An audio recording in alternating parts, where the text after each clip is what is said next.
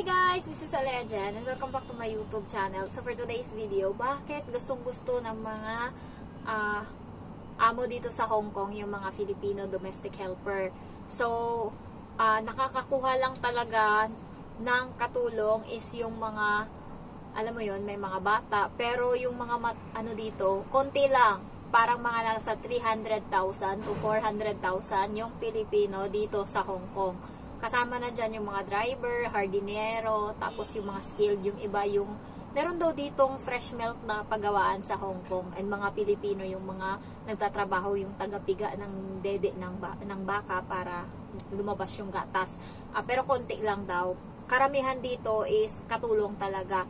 Nakakakuha lang dito ng Indonesia na katulong kapag hindi marunong mag-Chinese or yung mga, alam mo yun, hindi marunong mag-English yung mga amo. So, karamihan ng mga Indonesian dito, yung mga amo nila is matatanda na, yung mga hindi na naglalakad, ganon. Basta matatanda na kasi hindi sila marunong mag-English.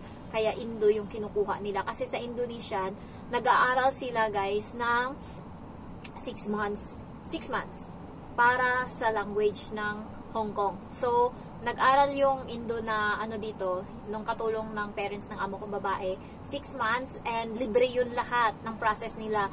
Papers, lahat-lahat is libre ng agency. Pero, 6 months kang magbabayad sa agency ng 2,800 Hong Kong dollar every month. So, parang sabihin natin 3, 6, 9, 12, 15, 18. So, 18,000. Sabihin na natin mga 17,000 yung babayaran mo. So, sa pera natin, nasa 100,000 na yun, sigurado. So, 100,000 yung babayaran mo, lahat-lahat, para maka-apply ka dito sa Hong Kong as domestic helper kapag Indonesian ka. Sa Pilipinas is napaka-konti kasi mas maganda yung government natin. And also, advanced tayo kasi marunong tayo mag-English. So, isa yun sa pinaka-common talaga kaya kumukuha yung mga amo dito sa Hong Kong ng Pilipino na helper dahil sa English. Kasi nga, yung mga dito, bata guys, pa yan sila, extra class pa sila para meron silang English na pinag-aralan. Kasi sa school nila, 1 subject lang yung English. So, sa isang araw, 1 oras lang yung English nila. So, hindi katulad sa atin na marami tayong math, science, English, pa ba yung marami tayong English sa Pilipinas na mga subject. So, kahit paano natututo tayo aside sa English mismo, 'di ba? And then kapag high school ka na, yung health, yung PE mo is English na din yung sinasabi. Agriculture, English na lahat. So, unlike dito sa Hong Kong na isa lang yung English nila sa isang araw. So, nag-e-extra class pa yung mga bata. And advantage kapag Pilipino yung katulong kasi nga natuturuan yung bata na yung bata na mag-speak ng English. So, yung accent ng bata, yung vocal ng bata, kapag nahahasa ng English, mas gumaganda. Yung alaga ko, tuloy-tuloy na yan mag-English. Partida, 6 years old. Dati 5 lang yan, kaka 6 lang. So, maraming humahanga sa kanya kahit saan kami, naglalakad kami, nag-uusap kami, every time, English yung salita namin. And natatanga yung mga, lalo yung medyo matatanda na may edad na, and hindi marunong mag-English, na-amaze sila. So, pinapakinggan nila, minsan, pinagbubuksan nila kami ng pinto sa nila, sa tuwa siguro nila. Hindi ko lang alam, basta nakangiti sila pag naririnig nilang yung bata is, alam mo yung, parang gunting yung bunganga, ayaw tumigil kaka-English. So, nag-uusap kami. So, yun yung advantage. Kaya, isa yun, tinanong ko yung amo ko kung bakit Pilipino yung kinukuha nila na helper. Kasi nga, sa English sila nagbe-base. And aside from that, napaka-linis ng mga katulong na Filipino. Sila, hygienic. Ayan. Yung din, isa din na advantage. Kaya Pilipino yung kinukuha nila kumakain ng baboy. So, yung Indonesian kasi, mapili kasi yan sila kasi nga Muslim. So, yung kinakain nila is manok lang tsaka isda. So, nakaraang araw, nagsumbong sa akin yung Indonesian, nagalit daw yung matanda, si Popo, nagalit daw sa kanya kasi nga nagluluto ng isda doon sa kusina. So, parang Miyerkules nagluto siya ulit, pinagalitan na siya na hindi siya pwedeng magluto ng isda kung kailan niya gusto. So, ayun, hindi na siya nakakaluto, nagalit sa kanya. So, pagtitiisan niya ngayon kung ano yung binibigay sa kanya, and ayaw niya guys ng binibigay ng amo. Siguro nahuli ng amo niya na tinatapon niya yung pagkain. Sinasabi niya kasi sa akin, tinatapon niya yung pagkain na binibigay nila. Kasi nga, yung mantika na gamit is pinirito din sa baboy. Nakita niya kasi nung nakaraan, nagprito yung yung matanda doon ng baboy, tapos nilagay sa mangkok yung oil. Yun yung pinangluto ngayon sa, sa gulay. So, ngayon, sabi niya sa akin, hindi niya na daw, kinakain yung gulay. Tinatapon niya, yung kinakain niya lang is yung lang, pag may isda, pritong isda, tsaka itlog, yun lang always yung kinakain niya. And, ayan, kamote, ganyan, hindi na siya kumakain ng gulay kasi alam niya na mahilig kasi sa baboy yun, yung mga matatanda doon. Alam ko nakakakain na din siya ng baboy, na pag Muslim pa naman na nila yan, kung may amoy ng baboy, so hindi niya kinain, nahuli siya, napagalitan siya, kasi nga tinapon niya sa basurahan yung gulay. Kaya parang sabi sa kanya, kasi nga nagluto-luto siya ng isda, sabi sa kanya, huwag ka na magluto. And siya guys, wala siyang sariling ref ba na pwede siyang makalagay doon ng ulam niya. Ako kasi dito, pag nagluto ako ng isda or kahit anong pagkain, tapos i-ref ko lang, nilalagay ko lang sa ref sa taas, akin kasi yan. So, pwede kong ma-stock doon yung mga pagkain na hindi ko na uubos and makakain ko pa. Sa kanya, pag nagluto siya ngayon, buong araw niya lang makakain yun. Bukas, kailangan niya uli magluto para sa ulam niya. So, ayun yung problema sa kanya. Sa akin, as long as meron akong ulam sa ref, pwede kong initin yan anytime and makakakain ako. So, ayun yung advantage din sa akin dito. So, next is, kaya gustong-gusto nila yung Filipino na helper aside sa malinis and alam mo yung sa pagluluto, ayaw kasi nila minsan yung magaling magluto yung mga Pilipino, nakaka-guess kung ano yung sinasabi. And also, malinis nga, yung mga Indo kasi medyo, hindi naman sa nila lahat ko, pero medyo tamad talaga sila. Mahilig sila mag-cellphone din, mahilig sila mag-TikTok, mas malala pa sila sa atin. And then, nakita ko nga doon na mabagal kumilos sila. And sa kusina, kahit sabihin mong nilinis niya na yan, pero may makikita ka pa rin talaga na hindi niya talaga nililinis maigi. Hindi naman ako pero katulad dito sa bahay ng amo ko, kahit na ganito ako, pero yung kusina namin, kung paano ko dinatnan yan, kasi bago lang din yung amo ko dito, 2 years sila. So kung paano, isang taon at 5 buwan na ako, pero yung kusina namin, parang bago pa din, ganun pa din siya. Maintain ko yan siya, wala kang maamoy na oil, pero doon sa kanila, maamoy mo talaga yung lansa, yung baho, hindi mo maintindihan. Kaya nung bago ako doon, gusto kong ako maglinis, gusto kong linisin lahat, ganun. May mga oil na nanigas na doon sa gilid-gilid, hindi niya nakuha. So, ayun din yung na advantage, and gusto nila yon. And also, kasi nga pag Muslim guys, hindi nila napapakain, kasi karamihan dito sa mga Chinese is shared food. So kung shared food, kinakain lang kayo ng mga Indonesian is isda, tsaka manok, gulay. So yung mga nila, baboy-baboy, mahilig sila dito sa baboy, wala na. Kaya gusto nila din ng Pilipino, kasi Pilipino walang pili sa pagkain. And advantage talaga, maalaga sa bata yung mga Pilipino, mabait and talaga mapagmahal sa bata. Ayun yung pinaka number 1 talaga. Gusto nila kasi nga yung bata is alagang-alaga at the same time disiplinado yung bata. Pag lumaki sa yung bata, asahan mo disiplinado yan kapag Pinay. Kasi nga, grabe yung disiplina natin sa Pinas. Natuturuan yung bata ng magandang asal. Yun yung kinakagandahan sa atin. Tinuturuan din natin na mapagmahal yung bata, ganun. Kasi nung bago ako dito, hindi yung bata mapagmahal. 6 months or 7 months silang walang katulong dito. So, yung bata, yung ugali, nagiging demonyo na siya. So, ganun siya. Ing-ing talaga. Yung, alam mo yung, halimbawa, yung pagsuot niya ng sapatos, tapos yung medyas, nakulukot lang sa loob. Iiyak na siya kaagad. Bahala kayo dyan. Yung mukha ko parang tanga talaga ako dito, nagpa-vlog. So, iiyak na siya kaagad. So, yun,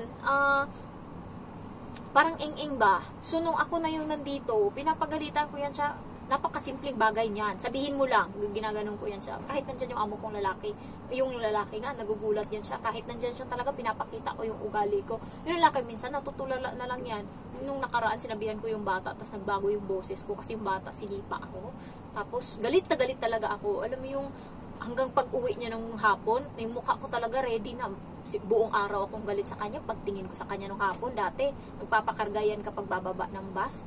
Pero nung time na yun, tinignan ko siya ng masama. Pagkababa niya pa lang talaga, nakatingin ako sa kanyang masama. Alam niya yung mukha ko kapag galit ako. Alam niya talaga yan. Hindi ako Kasi kapag hindi ako galit, sumisigaw ako kaagad, Emma! Gaganon ako. Pag galit ako, nakatahimik lang ako, tapos titingin sa kanya ng masama. Tapos, hindi na siya nagpakarga, guys. Kaya hanggang ngayon, hindi na nagpakarga yung bata. Simula nung nag-away kami, tapos pagkahapon, na pagsundo ko sa kanya, hindi ko siya kinarga. Tapos, tinanong niya ako, do you like me? Kasi nakita niya na yung mukha mo, na mukha ko, do you like me, Genevieve? No. Do you like Emma? No. Do you like me, Genevieve? Paiyak na siya. I don't like you. Your attitude, your behavior. Sabi ko gano'n. Nag-aaway kami sa daan. Yun na, simula. Pep talk na kaming dalawa. So, natutuwa yung amo ko kasi yung bata dati, guys, ano to, kahit paglakad, hindi to naglalakad. Pakarga lang siya ng pakarga. Parang ang hina ng tuhod niya. Dito sa bahay, nag-install sila. Nirent pa nila yun. Yung parang ano ba, exercise na pwedeng umakyat-akyat yung bata. Parang Tarzan. Parang nga, maano yung tuhod niya. Pero, nung ano na, umiiyak yung bata. Ayaw niya na maganyan-ganyan. Parang pagod na pagod siya. Parang wala siyang lakas. Ganun siya nung bago ako dito. Tapos parati siyang umiiyak. Kaya, sabi ng amo ko sa akin, simula nung dumating ka, nagbago yung ugali ng bata. Hindi na siya iyakin. Dati, kada uwi niyan, sabi ng amo kong babae, dati kada uwi niyan, iyak agad yan. Sabi niya, kahit walang dahilan, iiyak yan siya buong pag-uwi niya galing sa school. Sabi niya ganun. Pero ngayon hindi na siya ganun. Sabi niya, simula dumating ka, nagiging strong na siya, naging independent na siya. Sabi ko, inaano ko kasi yan siya. Kapag sinabi kong ganto dapat. Sabi ko, nakikita yan ng amo kong babae. Pag sinabi ko, matulog na tayo, tama na yung laro mo. Dati, ano yan, sisigaw yan, magwawala, iiyak. Pag ako nandito, umalis yung nanay, kahit may CCTV. Sinabi ko, 'di ba? Matutulog na tayo. Sige, iwanan kita dito. Ikaw, matulog ka dyan mag-isa. Pasok ako sa kwarto. Ginaganon ko talaga. Tinatakot ko. Kaya anong minsan nasabihan ako kasi nagsumbong yung bata. Tinakot ko siya na may uod. Sige, dilat mo yung mata mo. May uod dito. Nagsumbong sa nanay. Sinabi ng nanay sa akin. Sa susunod, nandito sila sa may mesa. Sabi ng nanay, sa susunod, wag mo nang takutin dyan. Sabi niya gano'n kasi nagsumbong yung bata sa harap niya. Tapos sabi ko, sige ma'am, sabi ko gano'n. Tapos nag-o-open pa din yung bata. Tinatakot niya ako, ganyan-ganyan. Napiko na yung nanay. O tama na, basta nagsabi na ako, ginano ng nanay. So, pagka hindi kasi kinakampihan, hindi umaano yung bata, hindi lumalaki yung ulo. Yung ibang mga parents kasi, kinakampihan nila yung bata nila, kaya hindi na didisiplina. Sa akin dito, pinapabayaan ako. Kasi nga, yung nanay, napapahiya sa maraming tao. Nung bago ako, napapahiya yung nanay. Kasi nga, yung ugali ng bata is, hindi niya makontrol ng nanay. Tapos siya yung parating pinapagalitan ng nanay. Mas madami pang galit siya sa nanay kaysa sa akin. Ako, hindi niya ako sinisigawan sa maraming tao. Yun kasi yung pinaka-hate ko sa kanya. Sabi ko sa kanya kasi sinigawan niya ako sa mall nung parang may gusto siya tapos hindi ko sinunod tapos sinigawan niya ako. Parang gusto niyang pumunta sa isang shop and sabi ko wag kasi baka makasira tayo dyan. Ayaw makinig, sumigaw. Sabi ko, tinulak ko siya.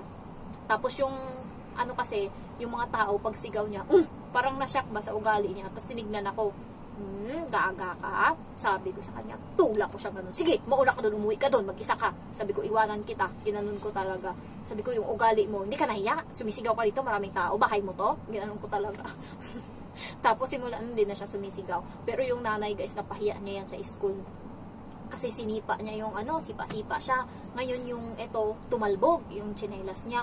Pumunta ngayon sa mukha ng Pinay din nakatulong. So ako nagsorry, kinuha ko yung tsinelas ngayon, pinagalitan ng nanay. May mga nanay din doon ng mga Chinese. Pinagalitan ng nanay, sumigaw ngayon yung bata. Stop it! I don't like it! Sabi niya ganun. Tapos pumunta siya doon sa may pinto na malapit sa classroom ng English. Tapos nagsipa-sipa sa dyan, pinuntahan ng nanay, hinawakan yung dalawang kamay, kinausap. Akala niya siguro makontrol niya yung bata. Ngayon, biglang sumigaw yung bata. Leave me alone, sabi ng bata. Don't touch me, it's hurt. Tapos nagsisisigaw, go away, sabi ng ganun. Puta talaga, hiyang-hiya yung amo ko nung time na yun. Parang nung time na yun, ako yung nagalit para sa amo ko. Yung amo ko hiyang-hiya siya. Simula nun, hindi na siya pumunta sa school. Promise, hindi na pumunta sa school ng English yung amo ko sa hiya niya. Kasi nga pinagtitinginan na siya ng mga nanay. Tapos umiyak yung bata, siya pa yung nagsisigaw, siya pa yung umiyak, lumapit siya sa akin. Tapos sabi ko sa kanya, Emma, it's bad. Say sorry to your mommy. Sabi ko ganun. But Jen, sabi ng bata, she's the one who go with me. She said, she's hurting me. Sabi ng bata. Sabi ko, kasalanan mo. Sabi ko, bad ka. Sabi ko, mag-sorry ka. Tapos umiyak yung bata. Yumakap sa akin. Tapos ayaw niya sa nanay. Ginawa mo. Kinuha siya ngayon ng nanay. Tapos, yumakap siya sa nanay. Ang buhok ng nanay, ginanon niya. Talagang hinila niya yung buhok ng nanay sa likod. Tapos, nakaganon na yung nanay. Tapos, hinawakan ko yung kamay niya. Sabi ko, it's so bad, Emma. Sabi ko, ganon. Tapos, yung nanay, sobra gusto nang maiyak. Tapos, nakasimangot na. Yung mga nanay na nandun, ang daming katulong, guys. Siguro, mga 20. Kasi nga, ano yun eh, scholar. Yung aram yung, ng building ng mga, school ng mga, ng English. Tapos, mga katulong dun, mga Pinay. Puro Pinay. Tapos, nakatingin. Ngayon, umiyak yung bata, nagwala. Tapos biglang papasok na sa loob ng ng room. Tapos sabi ko, pumasok ka na doon. Ginanon ko yung bata kasi ayaw na makinig sa nanay. Tapos pag alis ng bata, sabi ng nanay, kunwari para marinig ng iba, ganyan siya, kaya ayaw ko pumunta dito kasi ganyan siya. Sabi niya ganun. Ayaw niyang magpaiwan. Tapos tahimik lang siya, nahiya siya. Kinabukasan, nangyari uli yun. Hindi na siya pumunta doon sa sinabi niya na lang sa akin, doon na siya tumambay sa coffee shop, sabi niya. Tapos dinala niya doon yung bata. Doon na kami. Tapos sabi niya, ikaw na yung maghati doon sa taas. Antayin mo na lang siya paglabas. Sabi niya ganun. Di na siya bumalik doon hanggang ngayon. Alam niyo, ilang months? Mag-iisang siguro mga 8 months nang nangyayari yun. Ganun kasalbahe yung bata dati. Kaya pinapabayaan ako ng amo ko na disiplinahin yung bata kasi siya hindi niya madisiplina. So ngayon natutuwa siya kasi yung bata hindi na sumisigaw. Ngayon pag sinabihan niya, homework time, punta ka na dito sa table, naniniwala na kagad yung bata. Dati, ilang away pa, ilang pa yung mapagdaanan, maiiyak pa. Ngayon, pag sinabi kasing ganun, punta na kagad yung bata kasi sinanay ko. Dati, tinawag ko, Emma, dinner time. Emma! Ganun. Ganun ako. Punta agad yung batang nginig, punta sa my table. Why you didn't listen to me? You know what? Someone is going to get your food. Tapos ayun, kakain na yung bata. Tapos dati, 2 oras, 3 oras kakain yung bata. Ngayon, wala pang 30 minutes, natapos na yung bata, basta ako magbantay. Kaya, technique ng amo kong babae, kapag gusto niyang sa akin yung bata, na gusto niya mabilis kumain, doon mo na siya sa kwarto, kainin mo na, paunahin mo na yung bata, kain, gano'n yan siya. Tapos ako na yung magpapakain sa bata. Wala pang 30 minutes, tapos na yan pag ako. Kasi nga, sinasabihan ko, big mouth! Kaya nasasanay na yung amo kong babae. Pag siya kong big mouth, ang nga ng bata, ang laki. Pag siya, what happened to your mouth, Emma? Sabi ko, ganun talaga agad. Kaya, yung amo kong babae, kaya gusto niya ako i-renew kahit na maldita ako, kahit na nagsiselfone ako always, kahit na, yun nga, nagbi-video ako. Kasi nga, inaano niya, maraming benefits na nakukuha sa akin. Natututo yung bata, ayan, ganyan. Tsaka, natutuwa siya kasi nag-interact ako sa bata, naglalaro kami. Parang bata, isip na din ako kapag naglalaro kami. Pero, pagdating sa disiplina sa bata, dinidisiplina ko din. Kasi nga, yung isang beses na napaiyak ako, sabi ng boyfriend ko sa akin, i-scold mo yung bata, pagalitan mo kahit nandyan sila. Kapag inano ka ngayon, sinaway ka ng nanay, magpasa ka ng 1 month notice, sabi niya ganun sa akin. So, yun yung nasa isip ko ngayon, anytime, pag pinagalitan ko tong bata, tapos sinaway mo ko, nag-away tayong dalawa, may choice ako, pwede akong umalis. So, yun yung nasa isip ko. Kaya every time, inaano ko talaga, yung tinitrigger ko talaga kung ano yung mangyayari pag dinisiplina ko. Pero wala. Hands up, pati yung amo kong lalaki, wala. Kasi dati hindi nila makontrol, pero ngayon na nila yung bata. Nasasabihan na, mas na yung bata. Ayan, thankful sila kasi dati puro Chinese lang yung alam nito, biglang tatahimik yung bata. Lang siya. Pag nagsasalita siya English, tapos biglang siya, tatahimik. Pero ngayon hindi na. Tuloy-tuloy yung English niya. Tuwang-tuwa sila dun. And na-amaze sila. Sa lahat-lahat ng mga apo, yung alaga ko yung pinakamagaling sa lahat sa English. Ayan, so, tumaba na din yung bata. Na siya ngayon, healthy na siya, minsan na lang siya sakitin. And tuwang-tuwa na yung amo kong babae, pisil-pisilin yung pita niya kasi nga masikip na yung mga damit niya. Kasi nga kumakain na siyang madami. Dati, hindi niya maubos yung pagkain. Ngayon yung pagkain ng adult, ako kasi yung nagtatakal ng kanin niya tsaka pagkain niya lahat-lahat. Dinadamihan ko yan kasi tayo mga Pilipino, tayo kumain, madami. Ganon din yung kain niya. So, pinapakain ko siya. Lunok naman siya ng lunok, kaya tumataba siya, tumatangkad siya ngayon. Tuwang-tuwa yung amo ko dun. Hindi na din sakitin yung bata. Tulad dati na mahilig siyang sumuka. Sabi nga ng amo ko, talent niya na yan, yung sumuka. Sabi ng amo ko, yan yung talent niya dati pa. Pero ngayon hindi na sumusuka yung bata. Hindi na, wala nang lagnat. Tapos kung magkakasakit man yung tiyan niya, yung lang, kapag kumain siya ng masama na pagkain, yung dirty, tulad nung shrimp, ayaw pang aminin, yung shrimp parang bulok na binili ng matanda, so kinain ng bata, biglang sumakit yung tiyan, pero nung natain niya na, okay na siya. So ayun yung niya, ano lang na magkakasakit siya. Pero the rest, okay siya.